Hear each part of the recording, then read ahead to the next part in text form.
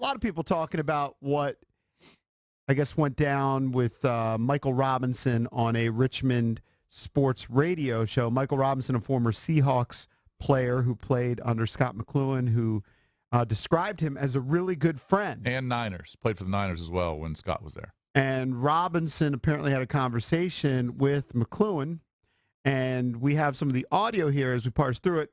The most interesting thing to me is what Michael Robinson says that Bruce Allen said to Scot McCloughan, which seemed to be the last straw. Here's Michael Robinson on Fox Sports 910 in Richmond.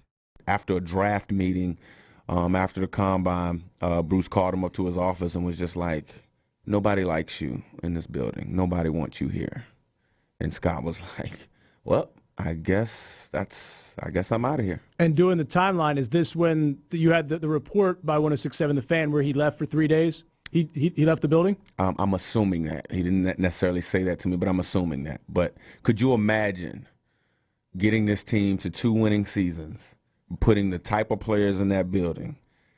He also spoke about the time when the cornerback walked off the field and he told him to meet him in his office, and he was wondering why the hell did Mr. Allen get so pissed about that. I mean, I'm just talking to a player. It's all about relationships.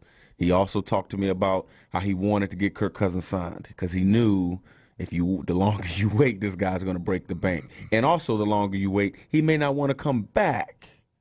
He may not want to come back because you've already, you know what I mean? You've been negotiating for so long. He opened up to me. I had to go on TV, so I couldn't finish the conversation. But, man, it was a guy who, he said, Mike, I don't have an issue right now drinking. I haven't touched. Can you pause it right there? I don't know whether he has an issue drinking or not. We've heard different reports. The one thing I do know, much like when a tout claims he's 81%, is that when an alcoholic says, I've got it under control, you can't necessarily rely on that. So I don't know what to believe. So the fact that McCloughan said, yeah, I don't have a problem right now, I think not that's much credibility. I think that point is a much smaller issue than the overarching theme that it's just dysfunction, chaos, drama in the front office. I mean, if a guy is doing his job well, which it seems like McCloughan had been doing for 2 seasons, picking players, bringing in some free agents, upgrading the roster. The Redskins made the playoffs and almost made the playoffs the second season under his roster reconstruction. Who cares if everybody in the building doesn't like him? That's such like middle school politics that Bruce Allen is playing with him. But nobody here likes you. Nobody in the building likes you. You need to leave. Who cares? If the guy's good at his job, who cares if everybody likes him? Let him do his job as far as reconstructing the roster. And you're right. We have no idea how bad the drinking is, if it is at all. Might not be. We don't know. Only he knows. Only the people inside that building know. But the question I would have is, why would Bruce Allen say that to Scot McCloughan? Why don't people like you? Why doesn't Bruce Allen like Scot McCloughan? I don't think it's everybody in the building doesn't like McCloughan. Bruce Allen doesn't like Scot McCloughan because he gets the praise for whatever mini turnaround the Redskins have had since he's shown up. Mm-hmm. And it's not going to Bruce Allen, and that ruffles his feathers. And I assume Scot McCloughan and Bruce Allen had that discussion. Why don't you like me? What am I doing wrong? I would guess. That's just awkward. Could you imagine?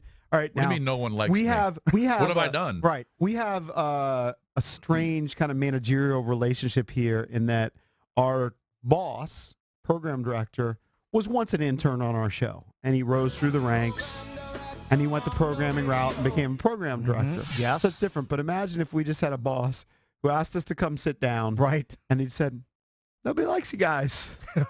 It wouldn't be a good feeling. It'd be weird. It would be weird. Okay, but the next question I would ask is why? Right. What have I done? Who doesn't like me, and what did I do to them? I don't know. If we had an actual meeting like that, I don't think you would say why. I think you would say, well, F you. Well, you would assume that the person telling you that would give you a reason. It's just another reason why, if you're a reputable GM, incoming GM or guy, stay 1,000 miles away from the Redskins front office. If they call and you see the 703 area code on your phone, let it go to voicemail. Don't even take the call.